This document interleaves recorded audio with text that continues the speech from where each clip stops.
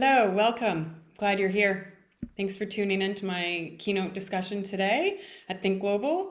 I wish it was in person, but I guess this is the next best thing, and we've all gotten used to doing things the virtual way, so maybe next year. I wanted to give a brief introduction to myself, my professional history, and then an overview of what I'm going to be presenting to you today before I close my camera and share my slides. So, hello, my name is Avril Tomlin-Hood. I have worked in the marketing and media industry since about 2004, so I bring extensive experience in both traditional and digital media buying. I have experience across most industry verticals on both the brand and the agency side of things. And while I have experience working in more traditional forms of media buying like broadcast, print, out of home, my true professional passion lies in digital media buying. So I love working within the ever-evolving digital media landscape to help connect brands to their ideal consumers online and the right place, the right time with the right message. And doing all of this through staying on top of and implementing leading industry ad tech. So in effect, this is always changing and it is never boring. So where I'm currently doing this never boring work is at Idea Rebel, where I am the media director. And Idea Rebel is a global digital marketing agency. We have offices across Canada, so Vancouver, where I am lucky enough to call home and am coming to you from today, Toronto, Montreal, offices in Los Angeles, in Europe, and Asia. So we are, in effect, a global digital agency, and that is fitting because my discussion today is about localizing your brand's digital media buying in order to maximize international growth potential on a global scale.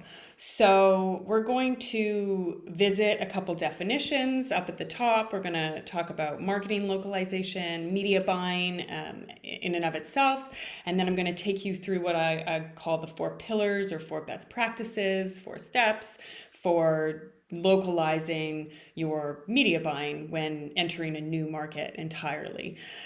We're going to touch on privacy regulations and how they may vary from country to country, region to region, and then I'll share a short case study, and that should bring us to the Q&A. So with that, I look forward to connecting with some of you then.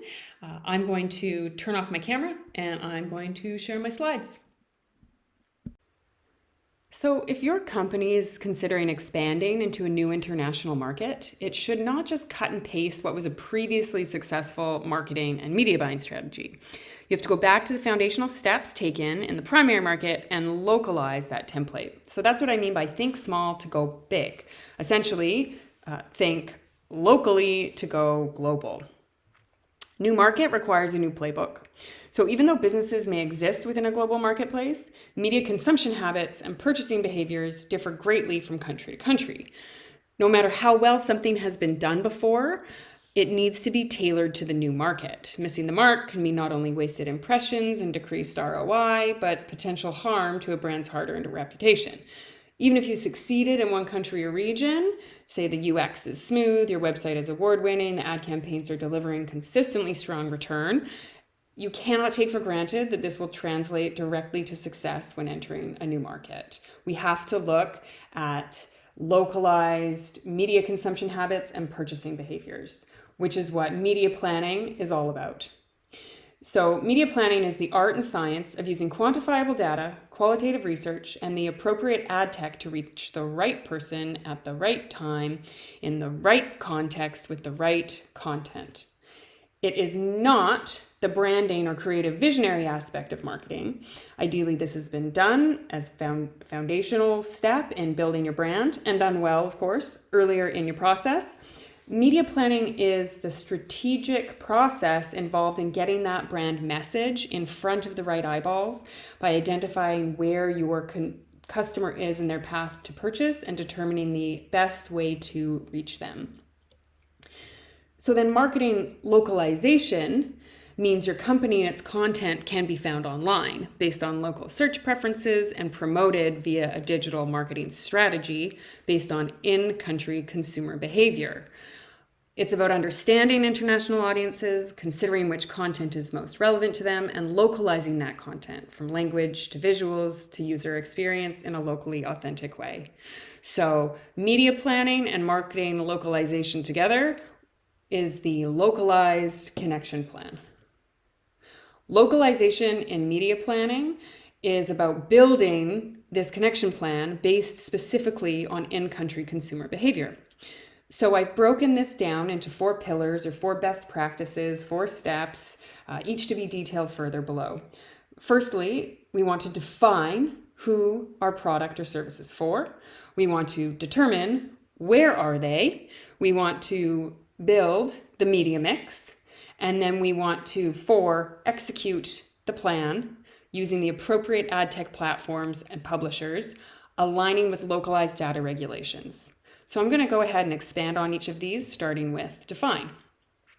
Our first step is quite simply to define who we think will resonate with our product or service or offering in this new market.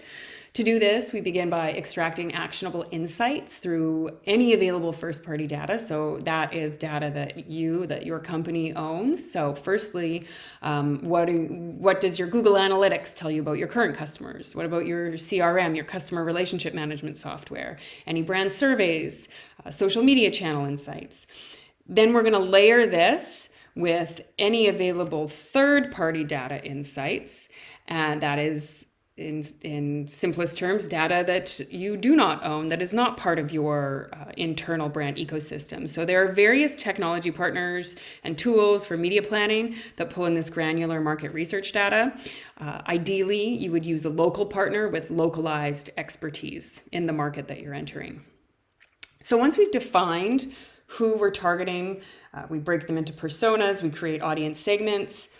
We're ready to determine where these people are going to be in the ad tech landscape and how we're going to reach them. So I'm sorry, this infographic makes me a little bit dizzy. Apologies if it does for you too, but it is really great for showing the sheer scope of the digital ad tech landscape and the challenge at hand. So there are 8,000 logos in there that each represent a company across the ecosystem. So from data management, consumer research, e-commerce platforms, to third-party ad serving and social platforms. And it's absolutely worth noting that this is by no means comprehensive when we start talking about somewhere like China, for instance. There's an overlap in a lot of these solutions. For example, a lot of the trading desk platforms we at Idea Rebel use in-house have the capacity to target Chinese users, but there are many, many more that are specific to that market, technology solutions that are not even included in this infographic of 8,000 companies. So a centrally important part of building our media plan is to determine what products and tools we are going to use to achieve our country-specific goals. Whether that's getting the best inventory for performance-based e-commerce targeting or determining the right platforms to engage social media influencers in that region, we need to have a comprehensive view of the landscape internationally. In addition to the broader tech landscape, we must always consider social. So social media is really not any part of global media mix, no matter the locale. The data that social platforms like Facebook and WeChat, for example, have on internet users rivals only the world's largest search engines. So it's always important to determine where your target is by geography, demographics, psychographic, across social media platforms. So no surprises here. Facebook continues to dominate North, South America, Australia, Europe, and Africa. But if we're planning on entering somewhere like Japan, we cannot assume that that's the same, because we see the light blue here. Twitter leads the charge, followed by Instagram, I can tell you, is the second most popular in Japan. This knowledge will help build our foundation when we're looking at building out our connection plan and media mix. So that brings us to the next step, which is to build.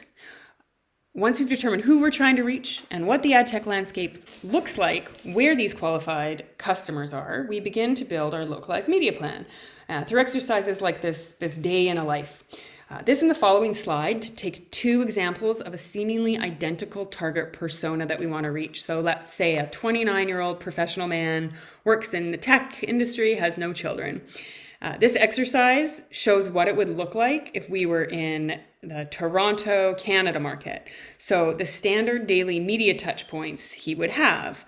We can see here that there are 17 at least that are specific to this target in this local region.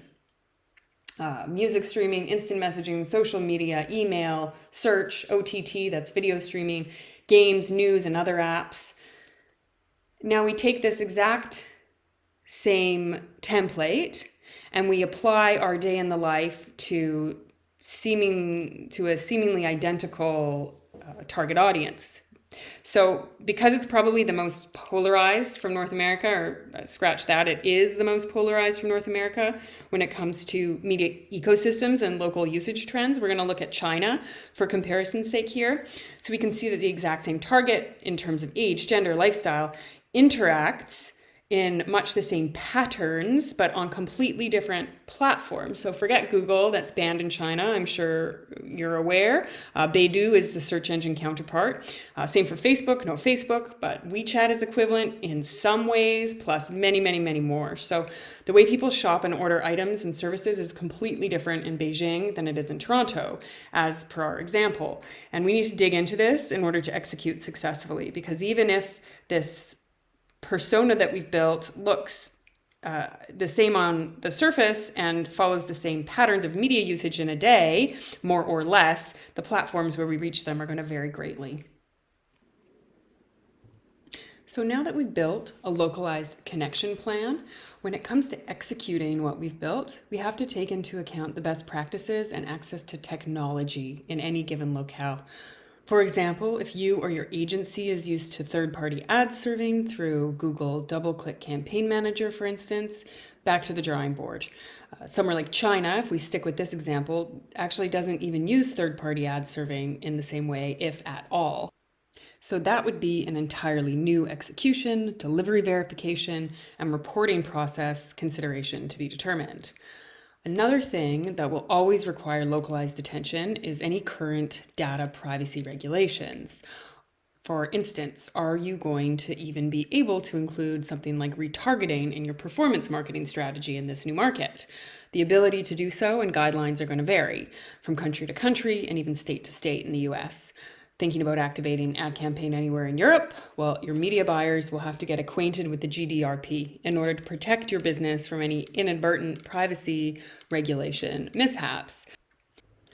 Worth noting here that these types of privacy regulations that would affect your media buying and planning strategy in a new market are not just going to be affecting the likes of Europe and California as time goes on, as Google phases out the third-party cookie in the Chrome browser, and we're looking at Apple's current iOS update that is affecting our ability to target and retarget using third-party data in a really major way. So staying on top of all of these, no matter the market, is paramount in ensuring your brand's safety and compliance with regulations.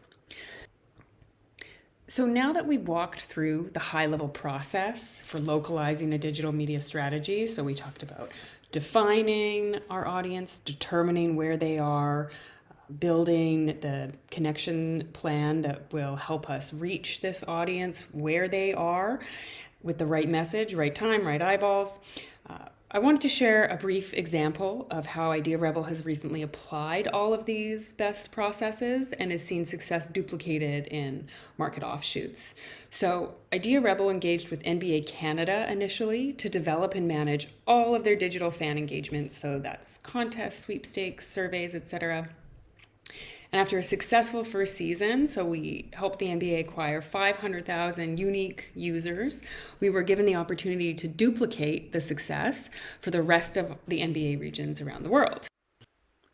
We were responsible for all of the legal, language, and digital localizations across many regions internationally, including Japan, Philippines, Vietnam, Indonesia, Europe, South America, Africa, and Australia.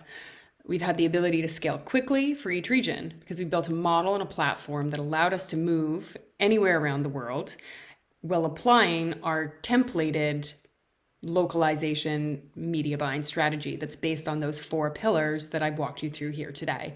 So we now develop and manage digital fan acquisitions for the NBA for millions of fans worldwide, and we love doing it.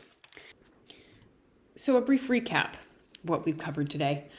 We want to think about not duplicating anything without localizing it when it comes to media strategy in a new market. We want to determine if our target audience is the same in this new market. We want to evaluate local ad tech and social media landscapes where we're entering, and absolutely build a new connection plan to reflect this new audience, even if they may mirror in a seemingly identical way our existing audience in our home market. We want to consider data and privacy regulations also. All of this is to say, we want to think locally to build globally. So that's it from my presentation. I want to thank you so much for your time and attention. I do hope this was helpful, and I look forward to connecting with you now in the Q&A.